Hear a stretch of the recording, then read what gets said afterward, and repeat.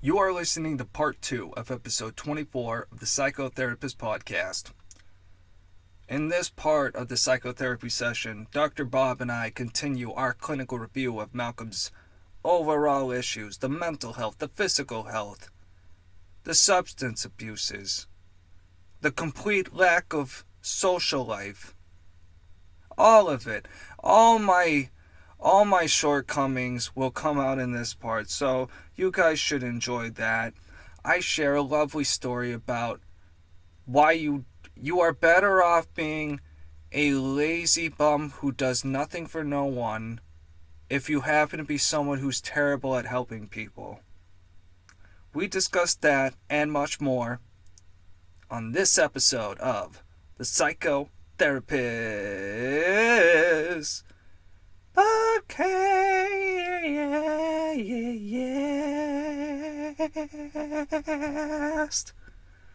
Hope you guys enjoy it. Peace out. Okay. 0 is the worst you can be doing. 10 is the best. Oh, in that case, No my apologies. I didn't hear you correct. No stressors. 10 would be 10. Right. So, in that case, I'm more like a 7 or 8. Okay, that's what I thought. That's more like it. Yeah. And if you could change one thing to move up a notch, what would it be? Get back to the goals list because I got some bills to take care of, bro. I gotta do some serious adulting. Okay. I had a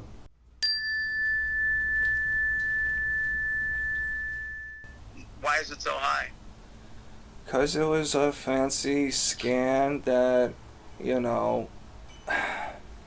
Kat the Duff really was psychotically insistent on, even though I've had prior good results with my cardiologist in the past, and it's a huge part of why I didn't really feel the need to do it when I'm pretty much healthy and fine. Like, if I have been having serious chest pains or something, that's one thing, but the idea that you can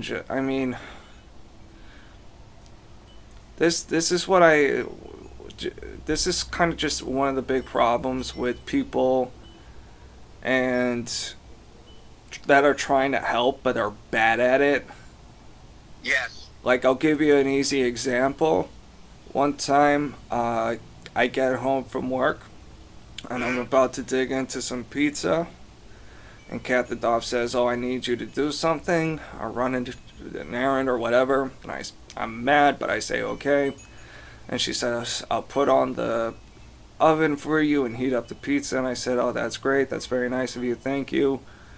So I go off and do this errand, and then I come back, and I'm like, "How's the pizza?"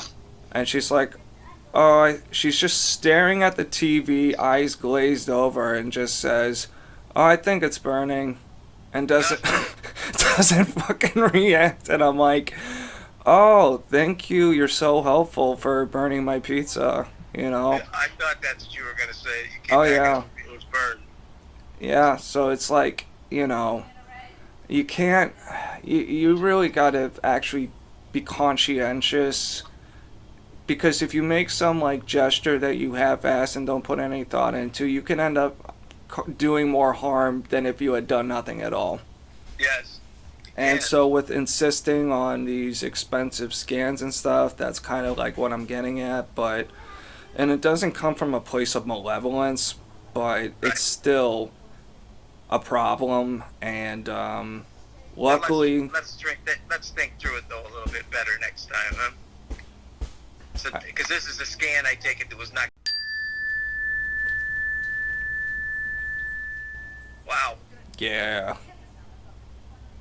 And your insurance paid for some of it?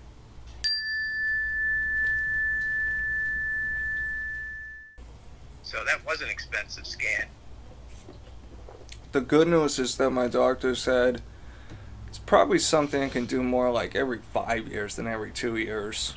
Right. At the rate I'm going, so. And everything came out okay.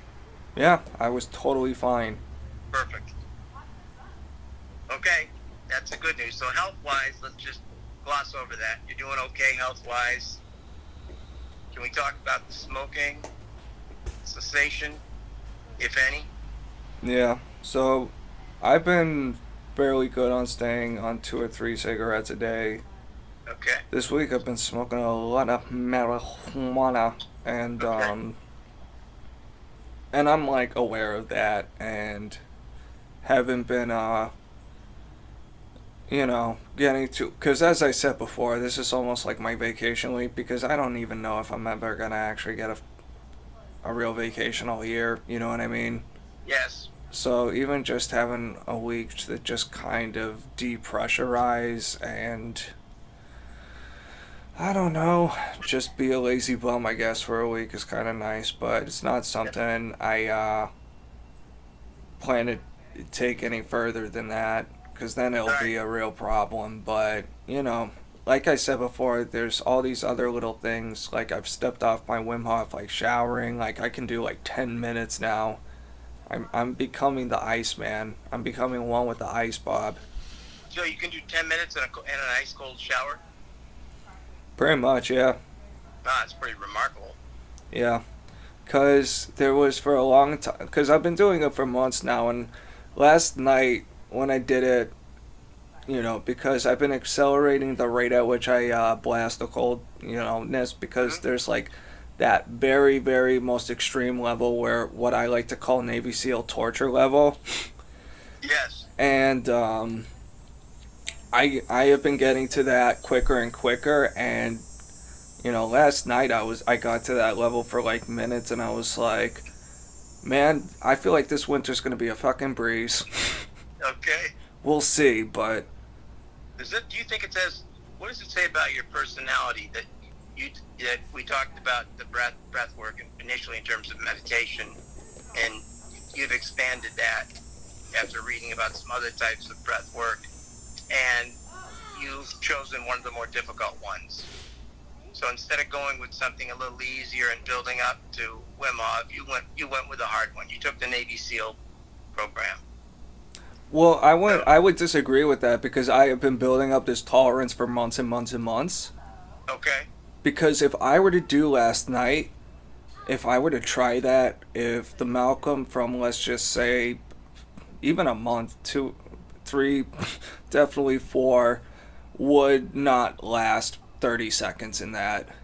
Okay. So it's like building up a tolerance, or acclimating to, because it's like it gets to a certain point where if you reach kind of like the minimal temperature your shower can achieve, and Mm-hmm. you can do 2 minutes, you can do 3, 4, 5, like at some point, especially because I do include the breathing within that.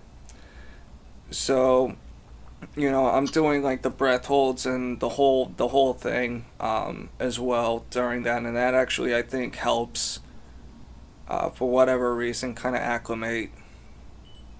Okay. So you're doing the breathing while you're taking the shower.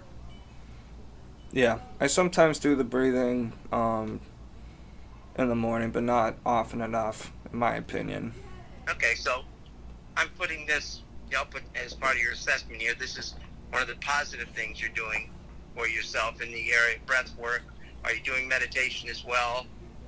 Prayer or anything else that lines up in that category? I would say I fuse a little bit of prayer, during those shower sessions, in the sense of part of what I try to sort of mentally do to get through the breath holds, because not only am I just holding my breath, I'm also plugging my nose.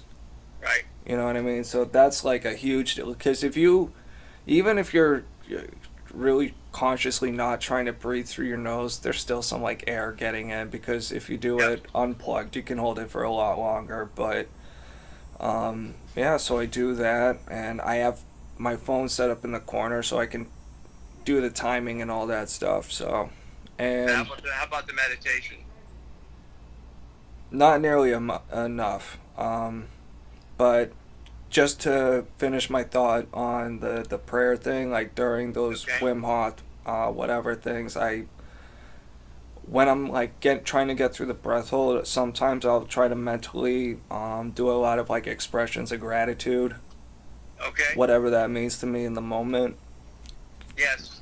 And so it's not something I really even thought of until you mentioned prayer, but I would consider that pretty close. Okay. I was thinking prayer along the lines of, Jesus Christ, why am I doing this to myself? You know, help me, Lord, help me get through this. Oh god, that reminds me of one of my favorite. I never finished Ken Burns' Vietnam documentary, but I'll never forget the one clip of one guy who was like in the middle of a big shootout shitstorm and was like, "Please God, whatever happens, don't take any more of my men. Just take me." And then like Uh-huh. 5 seconds later, he's like, "God, can I please take that back?" Yeah.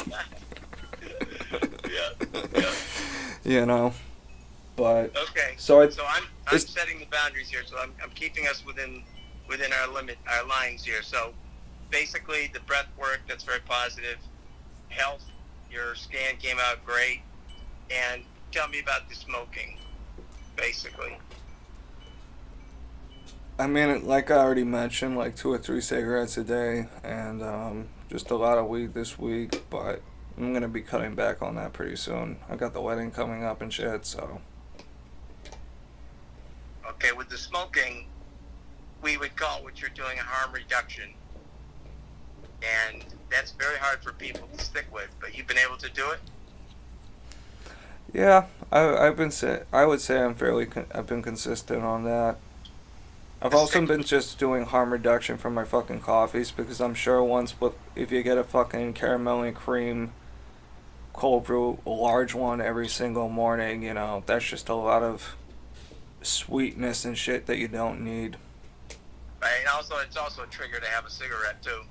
Oh yeah, so I've been getting like smaller ones with just less shit in it. Okay, so you're doing some moderation, which is good. Yeah, and I apply that. I'm trying to apply that just to diet in general and stuff, and trying to skip on the potato chips and all that nonsense, especially after fucking. Did you hear about that Frito-Lay strike in Kansas? No, I didn't.